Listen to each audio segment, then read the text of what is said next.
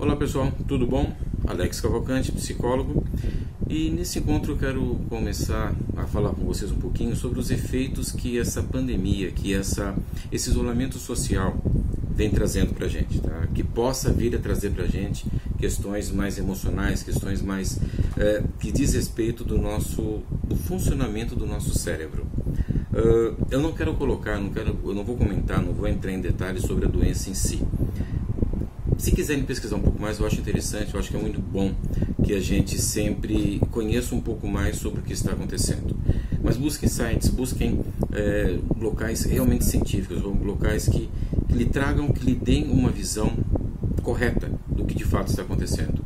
O que eu indico? O site da OMS, busque informações da OMS, Organização Mundial de Saúde. Ali nós vamos encontrar realmente o que é esse coronavírus, como se defender, como se proteger. Tem um site também, um canal no YouTube muito bom do Átila Yamarino, se não me falha a memória, é esse o nome dele. Átila sim, Yamarino, fique na dúvida.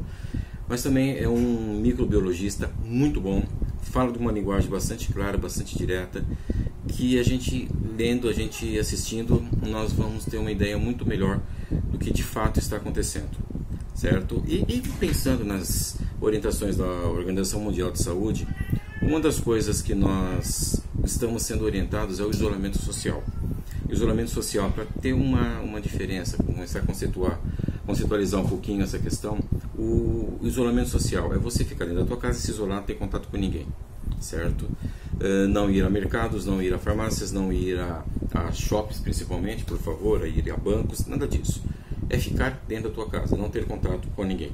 Uma outra estratégia também utilizada, não tão eficaz nesse momento que nós estamos passando, é o distanciamento social, que vem a ser o quê? Você ir a esses locais, porém manter uma distância mínima de uma pessoa para outra pessoa, sua distância para outra pessoa, 1 metro, 1,5 metro, 2 metros, enfim. Isso seria o distanciamento social, tá? Agora vamos pensar numa questão, o que isso pode trazer para nós de prejuízo, de danos ao nosso cérebro, ao nosso comportamento, à nossa saúde emocional? Bom, primeiro, isolar-se do mundo de uma hora para outra, essa mudança repentina, ela causa em nós um estresse muito grande. E esse estresse, o que acaba acontecendo? Ele pode trazer muitos prejuízos físicos, muitos prejuízos emocionais para nós. Por exemplo, uma pessoa com estresse muito alto, as células do corpo vão acabar se oxidando. Essas células se oxidando, envelhecendo mais rapidamente, ela pode causar um desgaste, digamos assim, no nosso organismo como um todo, causando algumas infecções, alguns estados crônicos de infecções, e pode nos levar até a morte, certo? Outra questão que acontece muito, essa questão do estresse, é a nossa baixa de imunidade. Então sim, a pessoa que entra num quadro de estresse muito grande, ela vai ter fatalmente a sua imunidade prejudicada. E nesse momento, o que a gente menos quer, o que ninguém busca na verdade, é essa queda, essa baixa de imunidade, visto que esse vírus, retomando um pouquinho a questão mais médica, mais biológica, não é minha área, eu não vou entrar, realmente eu não vou me aprofundar, mas nós precisamos ter o nosso organismo bom, nós precisamos estar bem estruturado fisicamente para conseguir, caso venhamos a ser contagiados, contaminados por esse vírus, que a gente tenha condições de enfrentá-lo, o nosso organismo tenha condições de enfrentá-los. Agora, esse estresse, o que acontece? De uma hora para outra a gente parou de ir à casa de amigos, nós paramos de ir a faculdades, a escolas, ao nosso trabalho. Quem tem hoje a possibilidade de realizar o seu trabalho de maneira remota, está feliz, tem que realmente se considerar uma pessoa afortunada, porque muitos infelizmente não têm essa possibilidade. Então tem que continuar trabalhando, continuar se deslocando até o seu local de trabalho.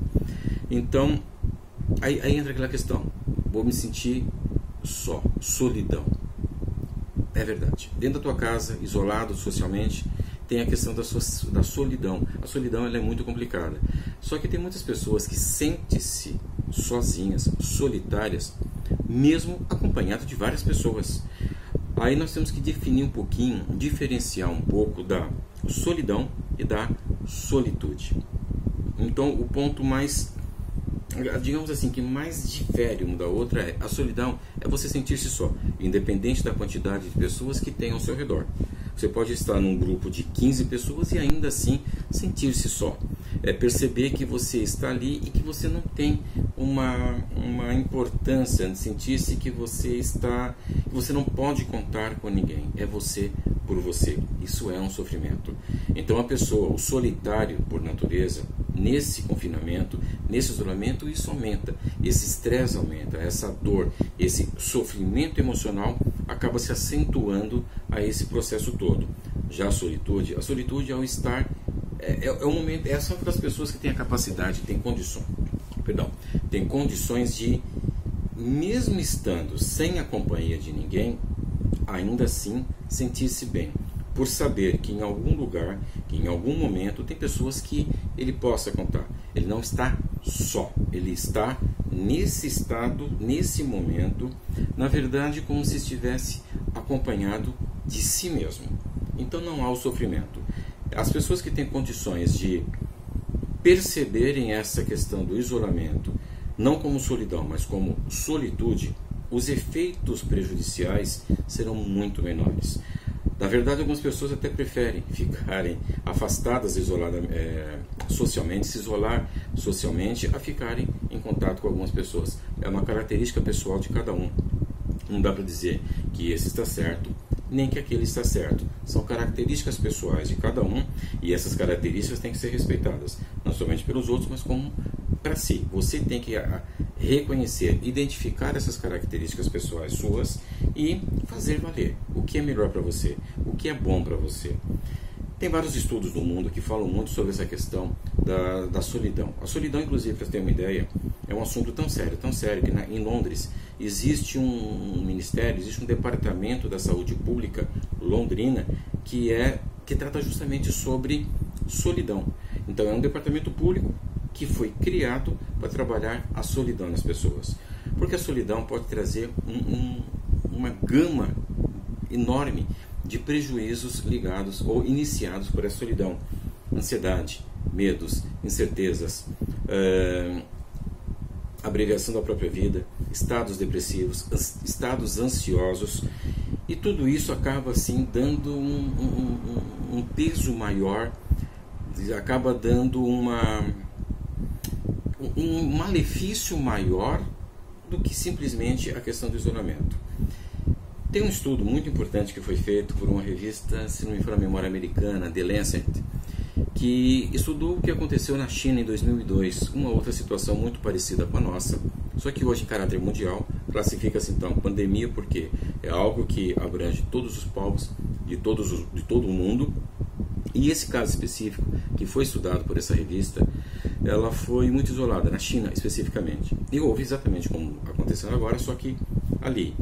E constatou-se o quê? O número de suicídios aumentou, intrigas, brigas muito grande, pessoas que...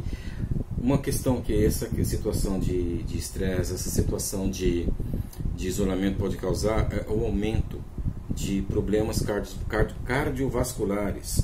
Então, pessoas com possibilidades de infarto, de angina, pessoas que problema de AVC, o acidente vascular cerebral, pessoas que tendem, outra questão também que tem, é questões mentais, que é uma forma de proteção que o cérebro acha de proteger o ser humano, de proteger o nosso corpo desse sofrimento emocional. Ele desliga a possibilidade do desenvolvimento de Alzheimer, é um outro ponto que foi apontado nesse estudo. Mas o principal de tudo, que realmente causa um certo medo, é que isso que acontece, que está acontecendo, não é agora. Isso vai se perpetuar. Muitas dessas pessoas na China, em 2002, eles tiveram o que nós chamamos de TEPT, transtorno do estresse pós-traumático. Ou seja, as pessoas vivenciaram uma situação extremamente estressante, de medos, de angústias, dessa questão do isolamento social como um todo. E depois que passou, as pessoas continuaram a ter reações àquela possibilidade, probabilidade de um dia vir a acontecer novamente. Então o transtorno de estresse pós-traumático meio que acompanhou essas pessoas por o resto da tua vida, sendo necessário um atendimento, sendo necessário um acompanhamento psicoterápico, psiquiátrico, para que a pessoa conseguisse conviver com essa situação de isolamento, mesmo depois de que essa situação de isolamento já havia cessado, tá certo? Deixa eu só pegar aqui uma coisinha. Agora, o que causa esse estresse, né? O que causa esse estresse? Esse estresse causa justamente sobre isso. O que vai acontecer? Eu não sei. Ninguém hoje pode prever o que vai acontecer. Ninguém hoje pode calcular o que daqui 2 semanas vai acontecer. Ah, mas será que meus amigos vão morrer? Será que meus amigos serão contaminados ou contagiados por isso?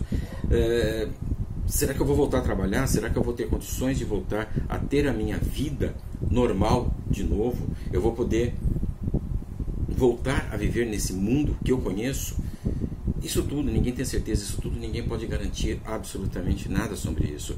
Então esses medos, essas incertezas acabam nos trazendo essas angústias e que acaba sim trazendo de novo essa questão do estresse. Então, então o que mais pode prejudicar a nossa saúde então nessa questão é estresse? Basicamente sim. Basicamente sim. A questão da solidão, ela causa sim o estresse. Se a pessoa conseguir identificar isso, perceber que essa situação que nós estamos passando, que nesse momento é a indicação dos órgãos capacitados, órgãos técnicos, com relação para enfrentamento dessa situação, sim, é o isolamento, sim, é o distanciamento. Pessoas que não aceitam vão sofrer muito mais, como já falei anteriormente. Ok, e o que a gente faz com tudo isso então? O que a gente trabalha com tudo isso então? Por que isso acontece? É uma questão de preservação.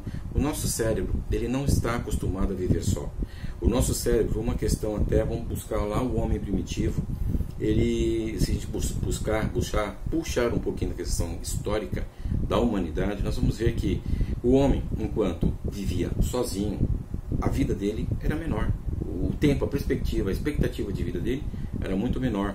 A partir do momento em que o homem começou a se perceber como um ser frágil perante a natureza, perante os outros animais, e começou a se organizar em comunidades, em sociedades, o homem então começou a dominar o mundo. Tanto que hoje a fragilidade do ser humano é tão grande que num embate pessoal, num embate direto com qualquer animal de médio porte para cima, sozinho nós vamos perder. Então, vivendo em sociedade, vivendo em comunidade, nos traz uma garantia, nos traz uma possibilidade de segurança. Estou em grupo, estou seguro. Não vamos entrar nessa questão agora de comportamento individual e comportamento grupal. Mas, uma coisa também que é muito certa, o comportamento individual de uma pessoa, quando sozinho, é um. Essa mesma pessoa, quando em grupo, o comportamento dela é outro. Isso é cientificamente comprovado e estudado já há muito tempo, então não vamos nem entrar nessa questão. Um outro vídeo, um outro momento, a gente pode aprofundar um pouco mais sobre isso. Aí o que acabou acontecendo? Uma coisa que eu ouvi em consultório, inclusive, Alex, mas eu não sei como fazer com meu filho não está indo para a escola. Eu brinco, seja pai. Ou seja, seja o que o teu filho espera que você, de um pai, de uma mãe. As crianças, ela têm uma característica de convívio, desse social. Elas estão aprendendo esses manejos, esses traquejos sociais, essa habilidade social de relacionamentos. De repente, isso foi tirado delas. De repente, você que mal via o teu filho, porque você trabalhava, saía de manhã, deixava ele na escola, durante o dia tinha outras atividades, tinha a creche, tinha um contraturno, e à noite você chegava, teu filho estava quase dormindo, tchau, ou dormia. Ou seja, agora você tem que lidar com ele todos os dias. Então, como fazer isso? Sentando e conversando, sentando e participando mais da vida do teu filho. Nós vivemos um momento, isso historicamente falando, e isso cientificamente falando e comprovado também, quero deixar uma coisa bem clara. Tudo que a gente está conversando, isso é baseado em questões científicas. Não é do nada, não é no jornalzinho da esquina que a gente busca essas informações. Não, são questões científicas. Então, o que acontece? A falta de habilidade social do ser humano hoje, nós hoje, é muito grande. Por quê? Nós vivemos um momento da história mais solitário de todas as pesquisas, toda a história, por assim. Vivemos um momento muito solitário. Vivemos um momento em que nós não conseguimos mais ter algumas habilidades sociais. Aquele jantar, aquele almoço de domingo na casa de alguém, em algumas regiões, permanece? Ótimo, mas muitas não. Nós vivemos hoje muito voltado à tecnologia, nós vivemos muito hoje voltado no automático. E esse automático, essa essa necessidade de velocidade, essa necessidade que nós temos de estar por dentro de tudo ao mesmo tempo e saber ter, isso acaba nos distanciando das pessoas.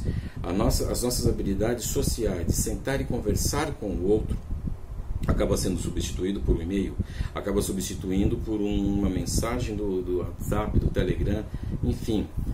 O cara a cara, o contato, como eu costumo dizer, o sentir o cheiro do outro, é algo que nós estamos desaprendendo.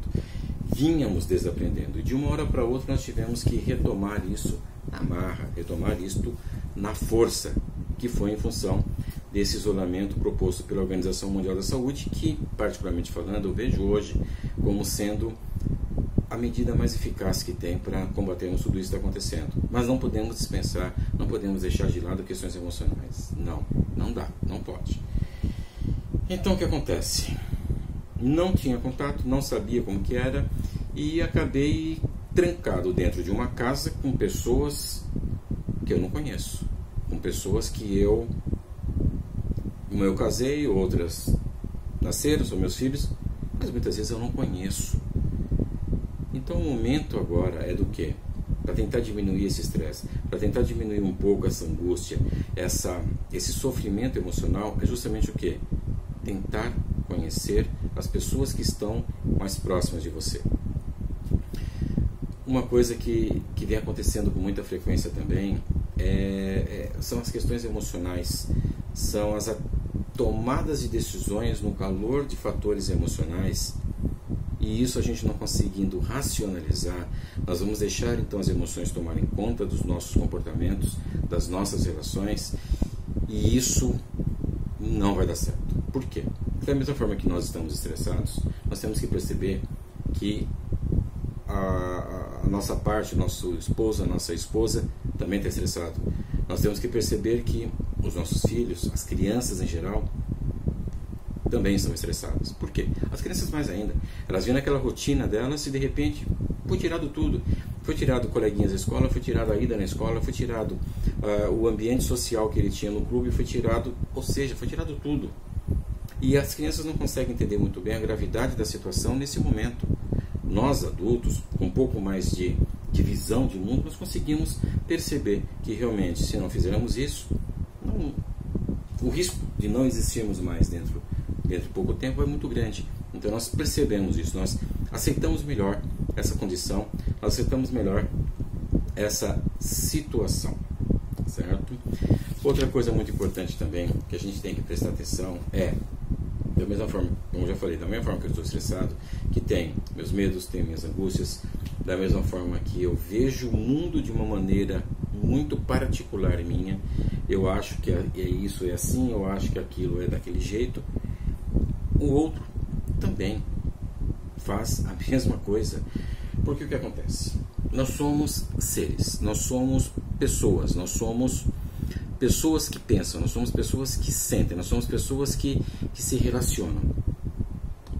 Os outros também.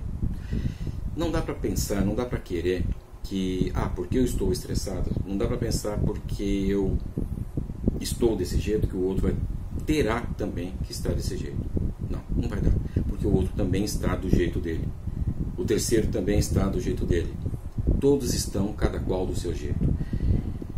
Nesse momento, a necessidade de reativarmos aquela parte mais primitiva do nosso cérebro, a necessidade de reativar alguns princípios, algumas questões básicas de sobrevivência em grupo, que é o sentar, conversar sem julgamentos, é buscar entender melhor o que o outro está sentindo, é sentar e conversar. E aí, o que está acontecendo contigo?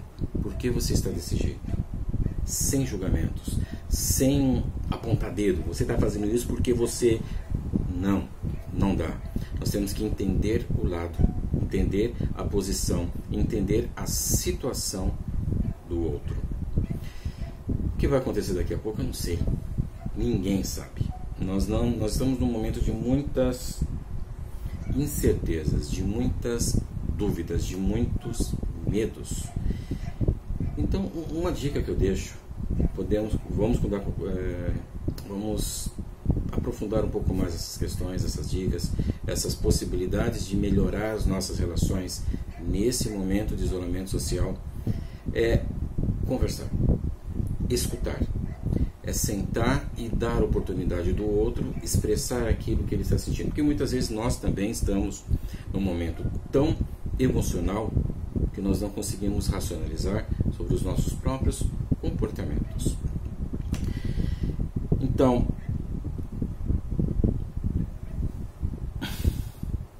um ponto que eu quero tocar, eu não ia falar agora, mas vamos começar, só para dar uma questão.